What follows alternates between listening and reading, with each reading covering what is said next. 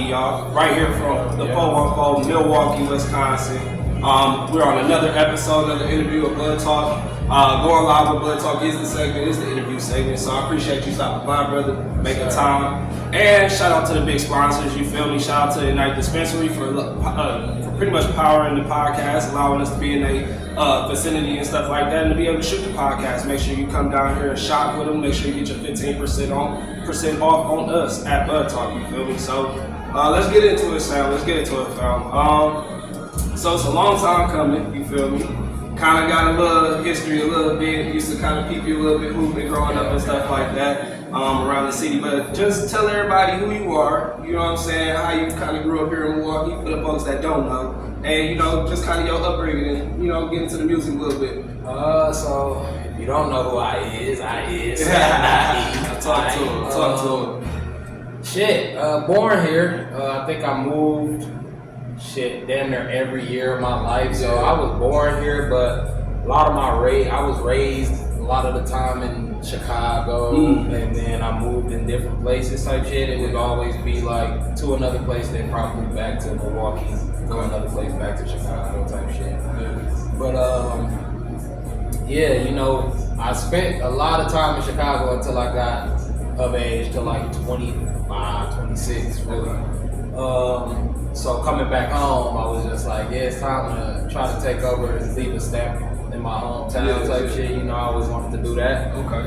But aside from that, I always played basketball, like you said. I was a hooper, man. Tried to hoop in middle school, high school.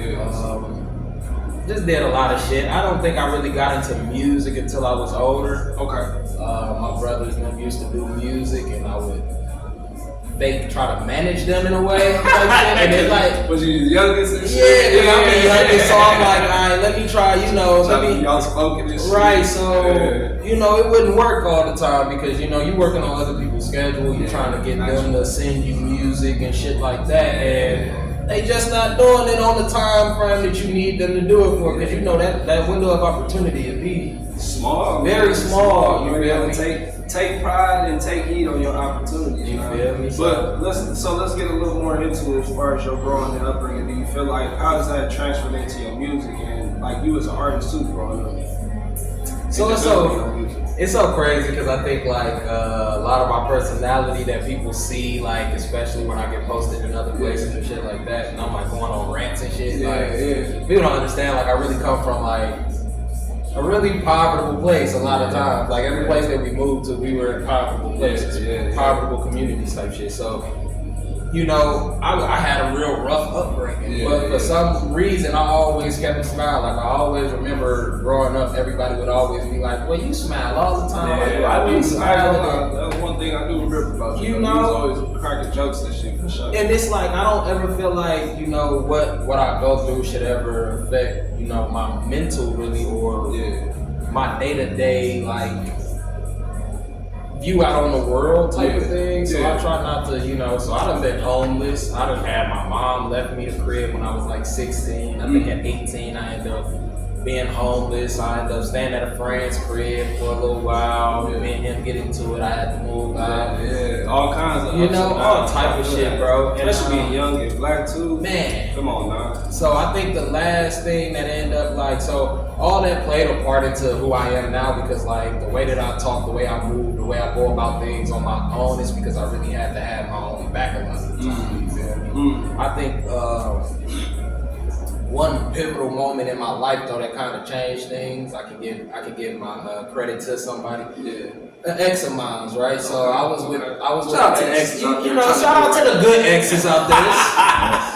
Fuck some of y'all. Shout out to the good ones. You know what I'm saying? But it was one that I ended up spending like 6 years with, and you know, she kind of changed my outview on life a lot. Like I understand now we ain't meant to be together probably, but like it's a thing where she really taught me like, man, the way that I used to think, even from like how I thought about queer things and things like that. Like I was wild at the mouth and shit like that, and she kind of like really brought me back down to earth. Humble me, Yeah. bro. When I say I had a You got dumb the moment right around her and her one. friends where I'm talking like I just know some shit and they looking at me like that's completely wrong. Yeah. And I look at her like, oh what, babe? She look at me like, I'm like, damn, you ain't got you know from the hood, you know your man's gonna tell me when I get what though. Anytime your man's is gonna definitely take up for you, even if you lying.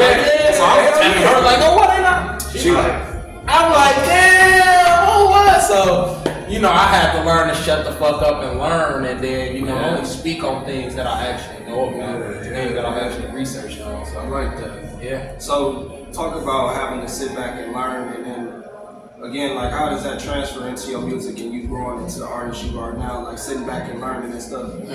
So yeah, I think it just made me very conscious of a lot of shit. Like I probably won't say a lot of things in my music that I probably would have said before I, you know, unlearned some things. Do you think that like a lot of artists that, even mainstream artists, I'll see say mainstream artists, like do you think like a lot of artists that don't kind of care as far as like what they say in their music, do you feel like that kind of stunts their growth as an artist, or do you feel like the ones that actually make it doing it like that, are they the ones that broke the code, you feel? So it's hard to say because I'm not to say this in the wrong way, but like there's more ignorant people out there than there are people that are educated on things like that. So like when you look at it that way, a lot of the times the music, like wise, you can call a girl a bitch in the music, you can say this gay in the music, you can say this, that, the other in the music, and nobody would really give a fuck. But when you have somebody like the baby that comes out on stage and now you recklessly don't care and it's away from the music, now then it affects you. And sometimes it may affect you in music too if, you know, you get to Black Twitter and hear certain shit and you know how that go, you know what I'm saying? So they gonna definitely deep dive into your shit and be like, oh damn, this like the Daddy Lake girl, that's a perfect example. When she came up with the thing, he like a red bone chick and all that woo woo. They like, damn, what you down in black women, dark skinned women, woo? And I'm like, shit, I ain't even know to take it that way, but I understood, you know what I'm saying? But yeah, shit like that. So I think it ain't super duper like it's like critical to your artist career, but like in the same breath it is. Kind of just want to be mindful and shit about how you move. Why disrespect people if you ain't got to type shit? No, factual. So let's talk about being from Milwaukee. What does it mean to be from Milwaukee? Like, how is growing up here, how does that have shaped your music? Because I hear your tunes, bro, and I definitely with the clap piece, a lot of that shit too, bro, and like just super fun music, but it's good music, and you can rap. You can rap. I appreciate that. You feel me? You can rap. So, and that's the thing too, bro. Like, I don't really fuck with the artist if you really can't put no bars together for real. Like, I'm really in tune like that, bro. So like, no bullshit. So what does it mean to be a Milwaukee artist and coming up here and putting music together, being here? Alright, don't hate me, guys. So like, and this is, I say this when I'm away from home, right? When I lived in other places for 20 years, right? I'd be like, bro, being from Milwaukee is being ignorant in a way. In a way, respectfully.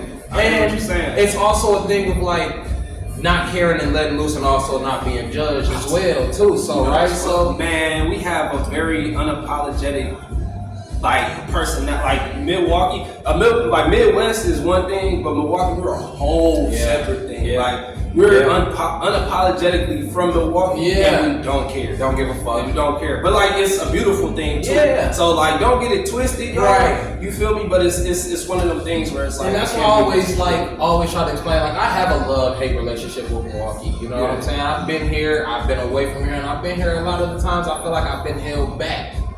Compared to when I'm other places, and I can kind of blossom a little more, and that may be because of the people that I know here and me being around them a lot more, but it's also a thing of like understanding that. So this is another thing, living in Chicago and coming to Milwaukee is like, Milwaukee don't have a true like black community. And I thrive in a black community. Like I want to feed and go out and do those little things to help my community and things and change the narrative of it. But like Milwaukee just don't have that true core of a black community, or even just like a lot of grassroots organizations and shit like that. That's like, these are people that, you know, that go unnoticed. These are the people that put the marches together for fucking Martin Luther King and shit like that, but they don't talk about the grassroots organizations that put them things together. But those things are important in organization and organizing as black folks. So it's like. So do you think, as far as being from here, especially like being seen, whether you're an artist or you're somebody that has some kind of reach here in the city, do you feel like it's a responsibility for folks to reach back out in that way to make, you know, stuff available to us, like especially information and shit, like, you know what I'm saying, like I feel like to an extent we don't do a great job of getting the information out, but I do think when we do come together, Milwaukee does have a very powerful stand when we do come together on stuff, and especially our black community too. So I will say we do I think we do a good job of congregating when it's time to congregate on situations, but as far as getting the information out to the different areas, I think we kind of do fall short on that sometimes. But I think also too, it is a responsibility for platforms like me, you know, people like you, everybody else that are kind of coming from the bottom up, and we got to see what it is to kind of like come up that way and be like, we didn't have certain resources. So it's kind of like, in a way, it's our turn to kind of understand where everything is and kind of give those resources. So, and that's the thing. So like, that's one thing that I'm big on is like, when I went to Chicago, I was trying to bridge that gap between Chicago and Milwaukee. I was trying to get people that was organizing out here. I had reached out to some people, trying to get them to come out there and do things. Coming out here, the thing is, like you say, you know, people definitely will congregate for meaningful things, but then it's a thing where it has to be trending for us to know about it, right? Number one. Number two, it's like, what happens to the planning and organization in between that time? Because what happens is that people go out and march, and then they never understood the history of marching, they never understood the strategy of marching. So then you get boxed in, because what cops do, and we learned this in Chicago, is that they'll route you a certain way so they can box you into a certain place so they can keep control of the march. And as the people that's protesting, you're supposed to know that already, know where they're trying to direct you and get the crowd to go the other way. Also, it's supposed to be people within that crowd that's supposed to keep people calm when shit starts to go erratic, right? So out here we don't have that as much. I've seen it where, you know, we in cars, we in this, we in that, but then there's nobody really truly protesting. I didn't protest out here, so like the girl that I was with, she had actually helped put together the 2020 protest that turned in Chicago that ended up turning into a riot, right? So she ended up helping me marching down fucking Lakeshore Drive. There's gonna be a picture one day, me and her leading like 1,000 people down. You know what I'm saying? So I was out there, but I'm seeing out here like people making murals of people that, you know, meaningless things. And I don't mean that to say like those people aren't valuable or anything, but you're making murals of people for no reason during the protests that are just everyday people and no real understanding of what we're. It's hard. It's like, I know people hate me for saying it, but let's not get too far off track. But like, as far as just being from Milwaukee and the music and stuff like that, bro. Like, how has Milwaukee influenced your music and just growing up here? So I think with music-wise, I think just being able to not give a fuck. Like, people out here just don't give a fuck. And I love that shit. So it'd be like, I can get on a beat and not give a fuck. You know what I'm saying? And also, I understand that we come from a lot of dance, like, or we kind of resemble the West Coast as well, like Bay Area type shit. So I understand that as well. So a lot of my music, I try to make sure you can cut a rug a little bit, but I also want to make timeless, big songs that are like more meaningful. We're gonna talk about a couple of songs that I peeped that I like too. We're gonna definitely talk about that. So as far as like, again, moving on and you being, let's say, about what was young Sammy doing at 17, 18? What was music looking like at that time? Sheesh, I don't even think I was thinking about making a song. 17, 18, I remember my junior year, me and my homie sat outside. I said I was gonna be a basketball coach and a music producer. So I ended up going to Atlanta at 18, go to SAE, trying to get into that shit and everything. But then like finances wasn't straight. So trying to get a crib and everything, thinking I knew what I was doing. I was like, let me get back up north. Yeah. Yeah. So I mean, so what do you find difficult as being an artist, or like at that stage in your life too, growing and stuff, and figuring out what your path is? Like you said, you didn't pick music up until a little bit later on too in your life. So like 5 years ago, really. Yeah. So like, kind of talk about that transition and like understanding that you really want to do this shit too. Man, you know what? A pivotal moment was my brother and them was recording out here. He was on 35th and North. There was a studio over there. And my brother and them was recording, and I remember I was like, yo, let me try to get on the song. And I go on the booth, and these motherfuckers tell me like, alright, you gonna get 3 tries. And I'm like, what the fuck? You niggas do like 100 takes, but I get 3 tries. Like, what the shit is that, right? Yeah. So I go in there, and I'm over there nervous. They put pressure on me, so I couldn't do it in 3 times. 3 tries that they gave me. So I ended up moving. When I moved, I ended up going to college out in DeKalb, Illinois. Okay. So when I went out there in DeKalb, I'm talking, I hit about 23, 24. I'm like, man, I always done gave bro bars and shit like that. Little shit that I could help him out with in his music. I'm like, why can't I put a song together? Yeah. So I ended up putting together my first song that I had put out was All My Time, and I had ended up writing it. I actually had wrote that out on the thing, you know. Shout out to Bryson Tiller because he low-key inspired me on that one. He had a song called Just Another Interlude. So the way I start off my song is I say, that ain't my girl, that's my nigga. Yeah. Because I'm like, damn, I gotta bite something. I don't know who to sound like or what type shit, right? Okay. So once I did that though, you know, I'm in a place where I was going to high school at as well. So a lot of the people there around me also knew me from school. So they like, still playing my shit, hearing my shit, they like, whoa, this you? This is my first song. So they like, oh, we gotta bump this bitch at all the parties, everything.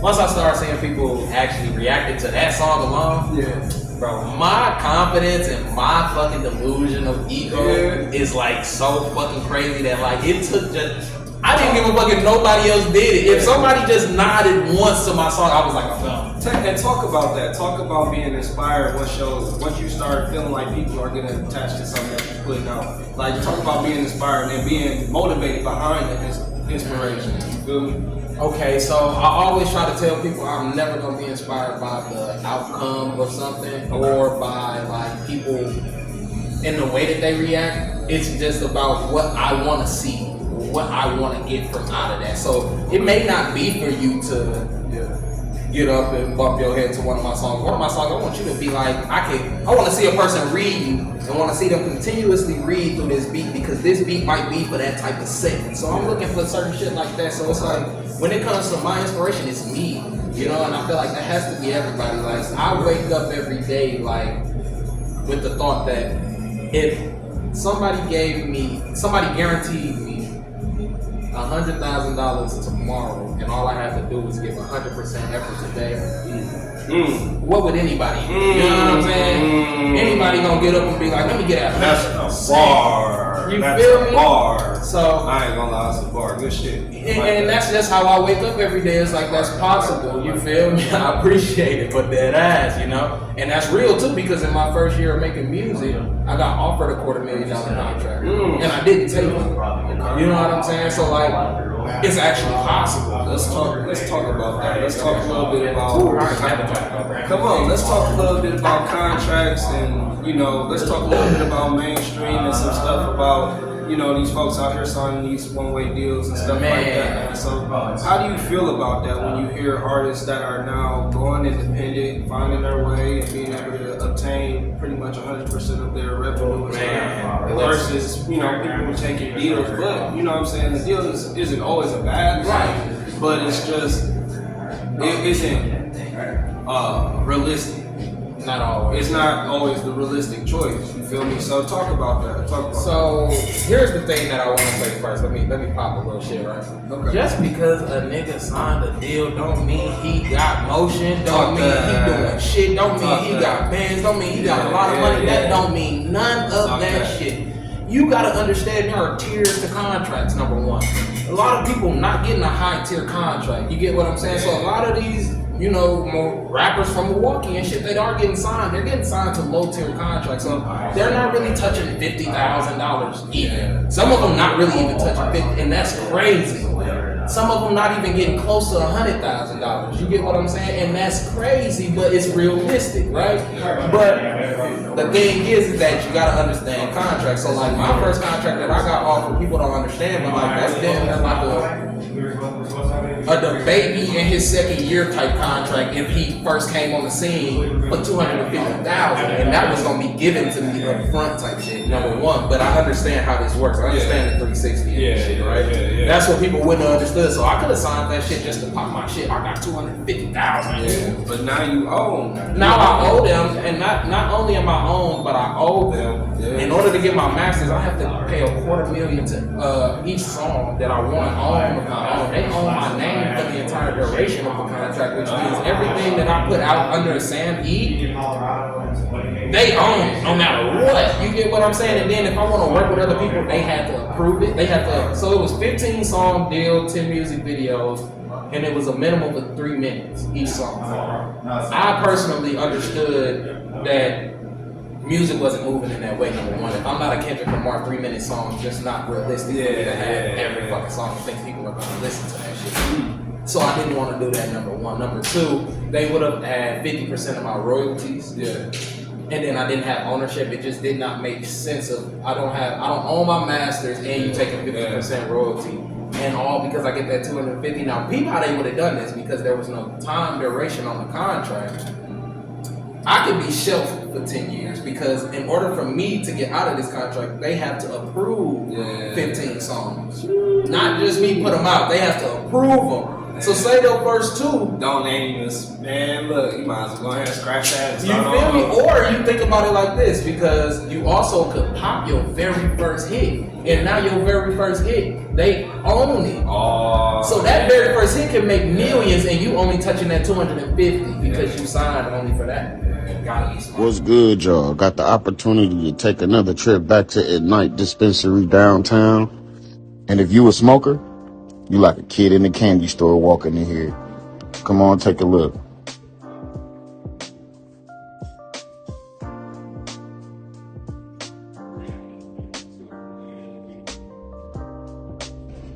I wanted to give y'all a 360 of the place because this place is just absolutely beautiful to me. The setup, customer service, the smell, everything. It's just beautiful. And also, they have things for pets. If you love your pets, tap in. They have a wide variety of flavors of infused drinks, warm and cold. For those who like bars, pipes, wax, come on, man. They got it all for you. Any wrap you can think of, they got it. Loose leaf, raw papers, combs, whatever. Pick your choice. And you gon' need something to spark it up with. Stop playing. For those who don't know, they are located at 1550 North Water Street. Great customer service, by the way. Shout out Wolf. And shout out BudTawk. Hey, come tap in, man. Let's go. And What? so let's say this. Would you ever sign a deal if there was the right deal? Absolutely. If it's a distribution deal, number one, I do want to sign a distribution deal. That's my goal, is to sign a distribution deal. Signing a contract with a label, it would have to make sense, and I would have to have the flexibility of like every 6 months being able to renegotiate, number one. Number two, I would also have to have full creative control. Y'all gotta approve, because I'm gonna hear talent that's outside of me and I'm gonna want to bring them on, and I want to get that career started, and I don't want y'all to stop me from doing things that I know I can do, and I know the visions that I have. So yeah, it's like with signing a contract under a label, it would have to be, man, it had to be a couple million, number one, and then it had to include my peoples. Real shit. Well, y'all, you feel me? This is my guest, Sam.E. You feel me? This is the BudTawk podcast. So let's keep getting into it. You feel me? I have another question, of course. So, what do you find some things that were difficult as an artist? How did you overcome those things? I think the first thing that was difficult as an artist was finding my true sound. Like being confident in whatever I pushed out of my vocal cords and it's good enough for what I put. You know, because like sometimes you're like, you hear yourself back and it's cringy. Yeah, right? You really I just can never. I just told Cuz that shit. I just told Cuz that shit. So it's real life shit. Like you gonna hear yourself and it's gonna be cringy sometimes. Or sometimes you are envisioning, or you had a vision of what you wanted it to sound like, and you can't get it there. You might have heard Drake in your head, and you trying to get it to that Drake level, and now you can't get it to that Drake sound perfect like you want to.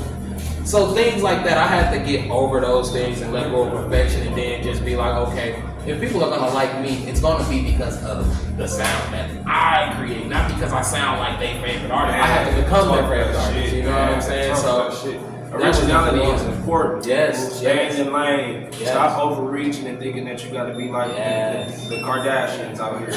You feel me? No bullshit. That's number one. And then I think the last thing that I'm still like trying to figure out how to get over is building a team. Bro, building a fucking team. Man, it's hard. Oh my God. Even just keeping my mans them consistent, like. The team that I do have, keeping them consistent or as motivated as I am, like, and it's not to talk down on my people because I love them, but they're not as motivated as I am behind this music shit. And it's hard to get a team or a crew full of people that is as motivated as me and willing to put that work and effort in. Like I say, like as if tomorrow we're guaranteed $100,000.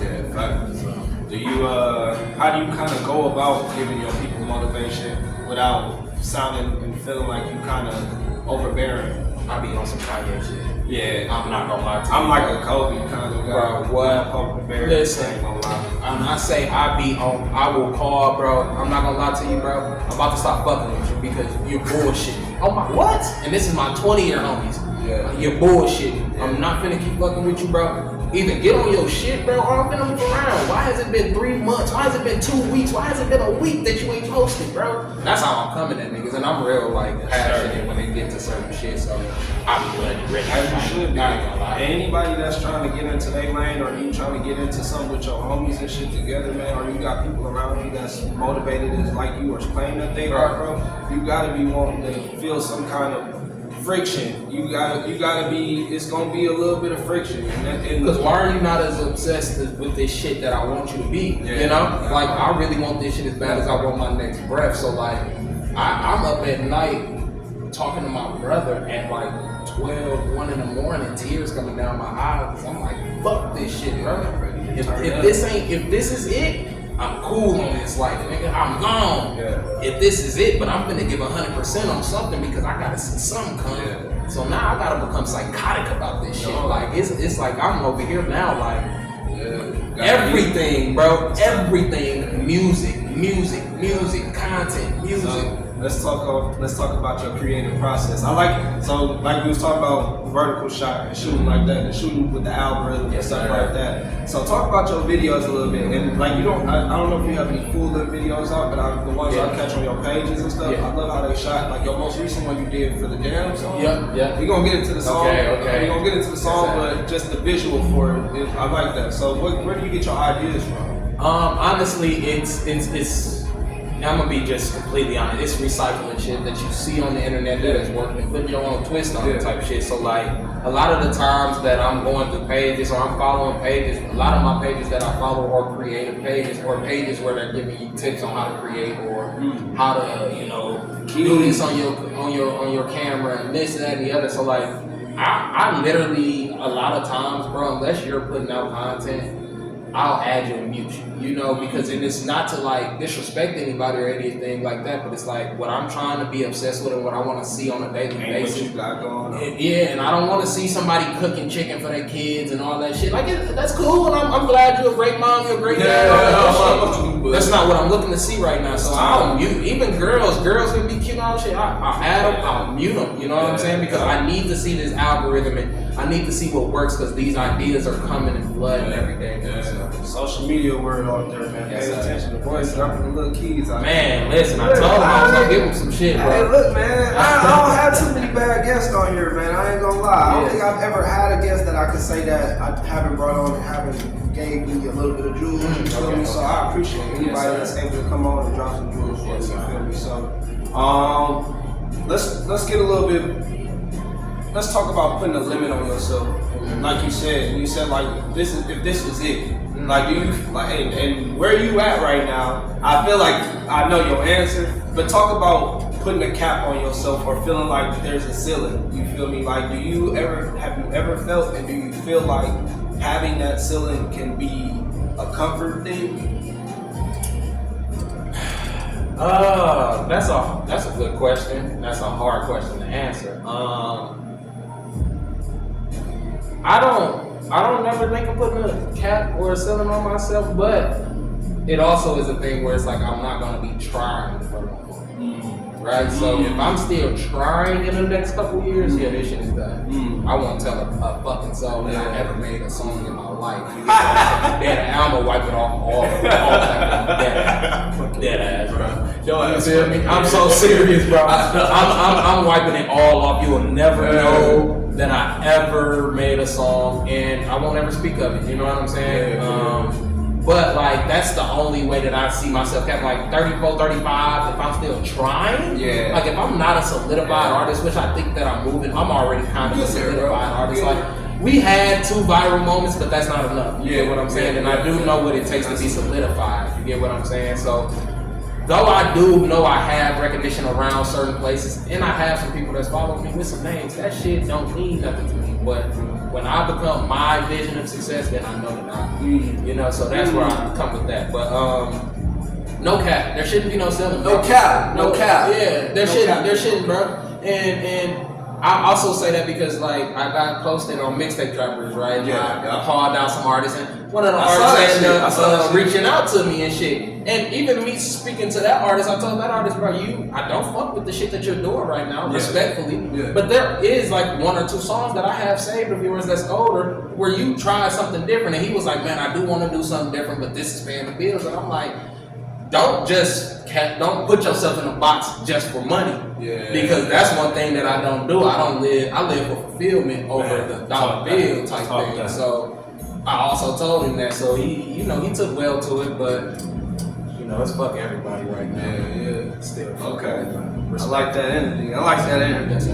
Throwing balls in. Oh yeah. And I still stand 10 toes on what I said behind Mixtape Trapper.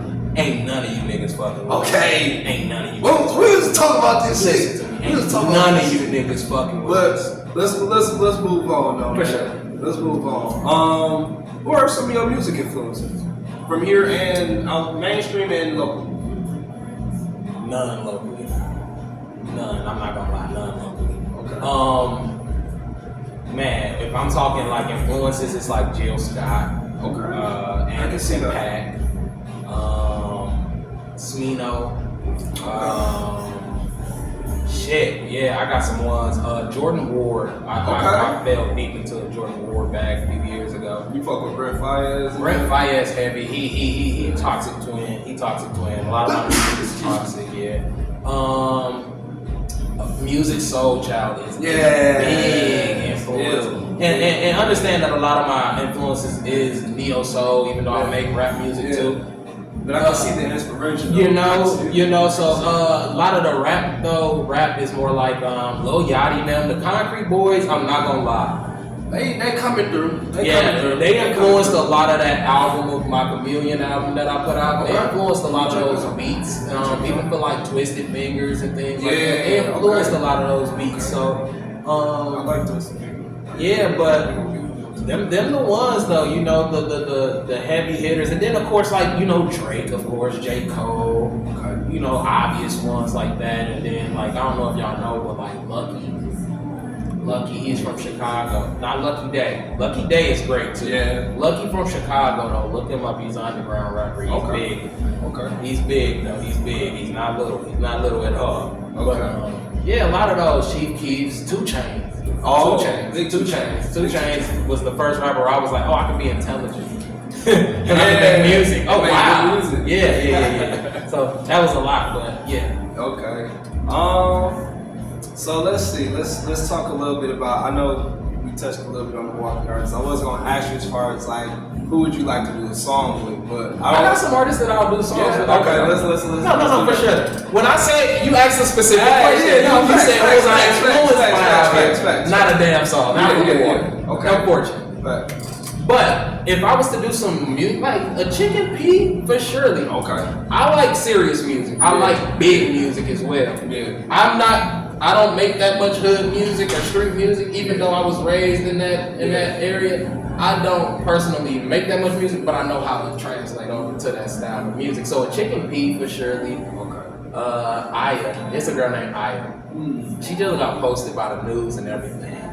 A great friend of mine. I cried to a set of hers. Oh, really? Oh yeah, I'm talking. It pulled the emotion out of me. cold? I'm talking. I was mad too. I'm Shout out to talking. Aya out there. I'm a hood nigga. Okay. I shouldn't be crying. I'm talking a tear. I'm like, this girl. Her voice is just beautiful. Yeah. Shout out to Aya out there with the big Yeah, voice. so it's a few. I'm gonna do a few of them with my boy Spades. You know, Okay. I like the underground scene of Milwaukee a lot right now. I like the underground scene of Milwaukee right now. So even like some Tule, like I just was listening to the guy Tule. He got a song True Eater, and he got a couple other ones where I was out at some events and I'm hearing them and I'm like, oh, bro can actually rap. Like FA yet? oh yes, my boy FA too. Yeah. You know, and these are people that are like more reachable. Yeah. That's why I wasn't naming them at first, but like I do want to give that respect and understanding that like there are a lot of artists on this underground scene. Most City. Most City is Well, nice. the whole Shuttlesworth crew. Yeah. We got, you know what I'm saying, my boy Paper Stacks. Yeah. Now It's we got, a lot of artists in Milwaukee coming up, man. Yeah. And shout out to the ones that did make it too. Shout out to the Yes, Destiny sir. Lands, the Yes, sir. kids, and all them. Oh yeah, for sure, for sure. I'll make a song with them too, though, you know. But it's just like if I'm going out of my way to like reach out, it gotta be something that pulls an emotion out of me first. I feel that. You feel me? So the first two people I named is like a Chicken P because I actually have listened to some of it. And it's a kid who got a song that Chicken P just remixed this song, and they from out here too. You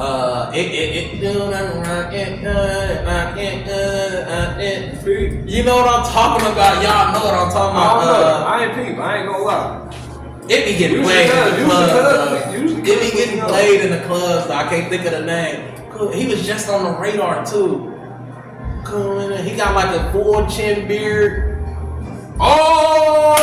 You know what I'm talking about, bro. Oh, that shit that No disrespect for not knowing his name. I know who you're talking about though. Yeah, I know a song that is too. I know a song they play the shit out. That shit hard. It's so crazy though. That shit hard. But you know, I just moving back out here, so like I didn't listen to a lot of artists before coming back to Milwaukee. I feel that. Chicken P made it outside of Milwaukee though. Yeah. Like when I was in Chicago, when I was in Georgia, people spoke of Chicken P. Yeah, And I would be yeah. like, oh, I'm from Milwaukee. You know about Chicken P? I'd be like, no. And then I went to go listen to him. I'm like, oh, okay, I see why they In from. his badass form. Yeah, you know what song I'm talking about?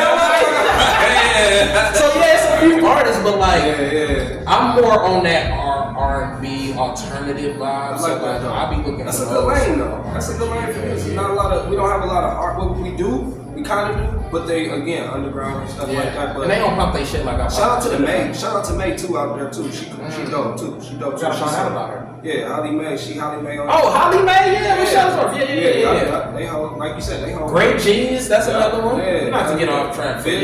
Yeah. Fifth. Fifth. That's my boy. I Love went to school, bro. Love Fifth. That's my guy. homie. All the cool guys, yeah.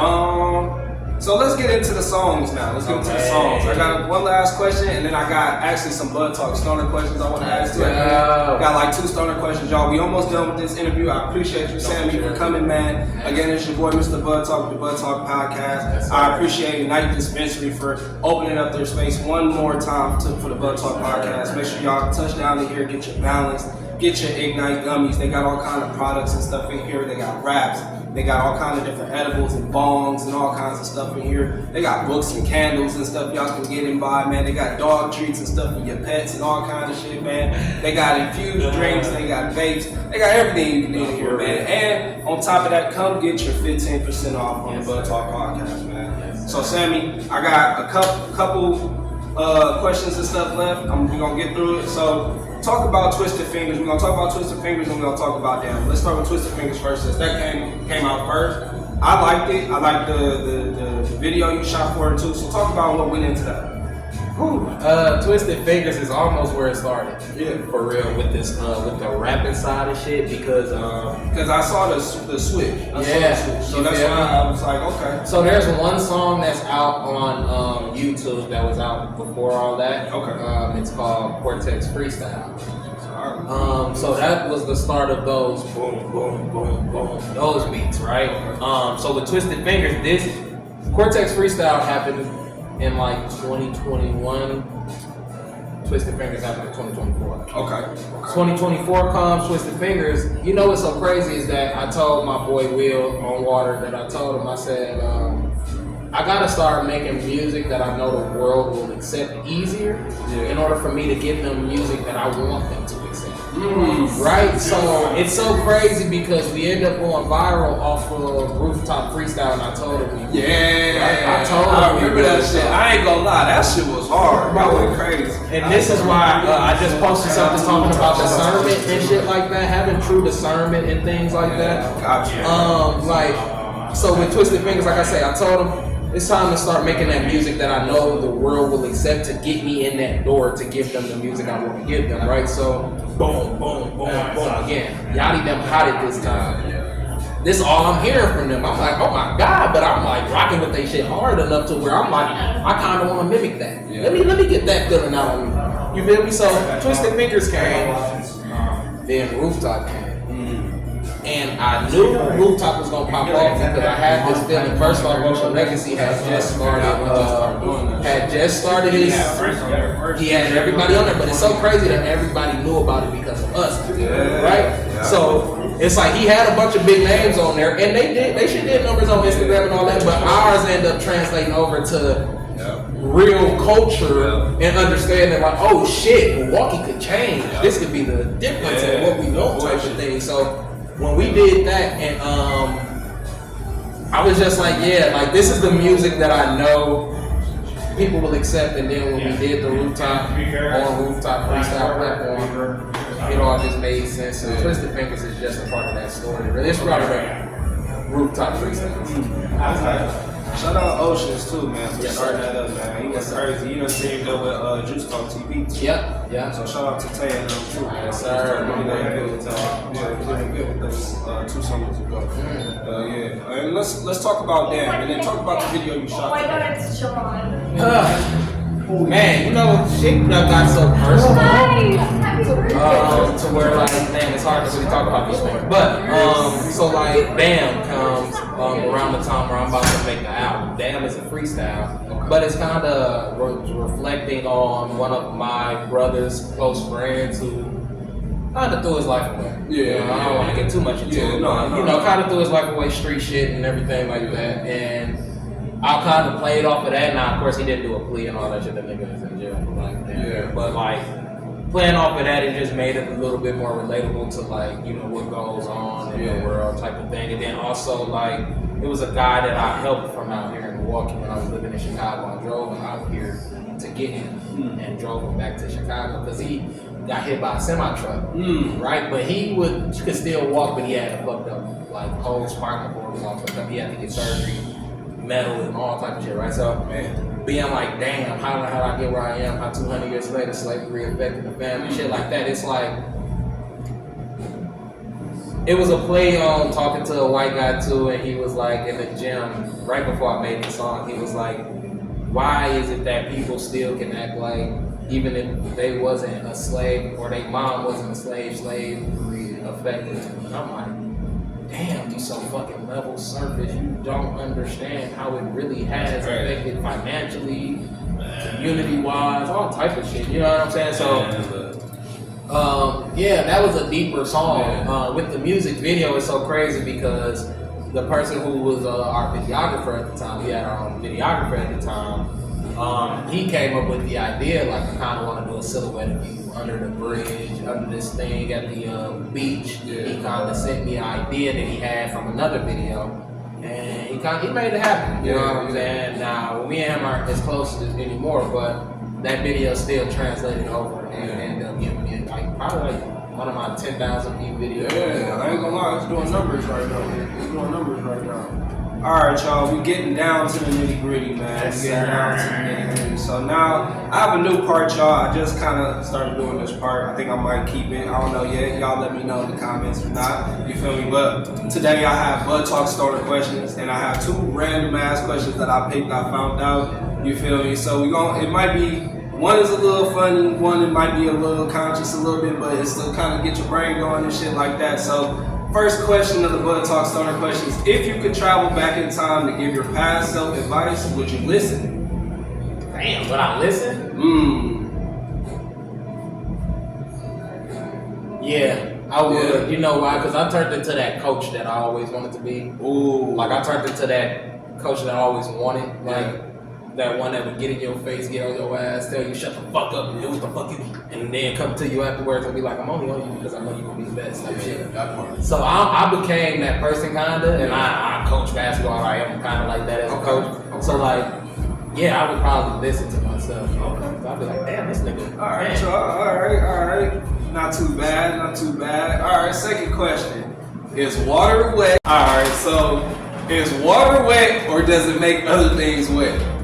I saw this from Suburb Baby, but this was on this website too for like stoner questions and shit. But I saw this on a skit for Stoner Baby, for Suburb Baby and shit. He was trying to get his homie to like go against him as far as like his water wet for real. So what do you think, Sammy? Do you think that water is wet or does it make other things wet? I mean, it's hard to go against the fact of saying it. Like, if you say it doesn't make other things wet, yeah, you're kind of dumb, right? Right. But to also ask, is it wet though? Is water wet? Is water wet or is the? So I'm gonna say water first off makes things wet. That's a true statement. That's a true statement. Now, is the other statement true as well though? Is water wet?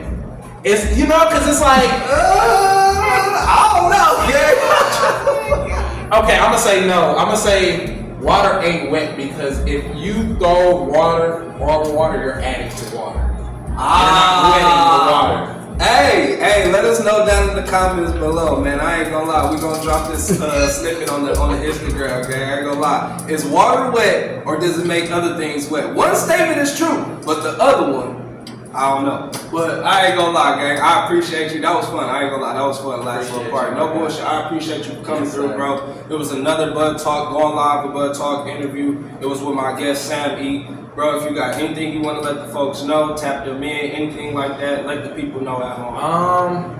I'm hosting multiple clubs now. I just got that opportunity to become a host and a club promoter for multiple clubs since people know I'm keeping Okay.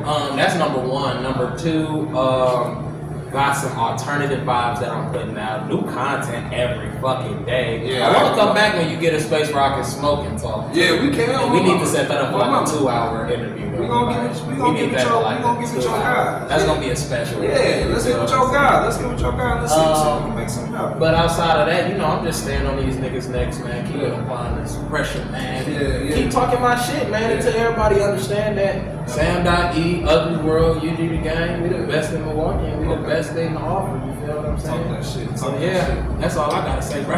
Where can they find you at though, bro? Where can they find them songs and you? So on Instagram, Songs by Sam.E, Facebook, Songs by Sam.E. On TikTok though, because I don't push my music on TikTok, it's Big Riz or Crank U. Okay. Crank University. So yeah, follow me, look me up. Come get familiar. Come join the fucking family. Come join the fucking winning team. That part. Hey, this BudTawk Podcast. Again, make sure y'all like, subscribe, follow all things BudTawk Podcast. It was your guy, your boy, Sam.E here. Yes, sir. BudTawk. Y'all have a good night, man. Appreciate y'all. Where they spend cash and drop them bags and way I drop these lines. For now we on the niggas swearing that they moving, never really forward.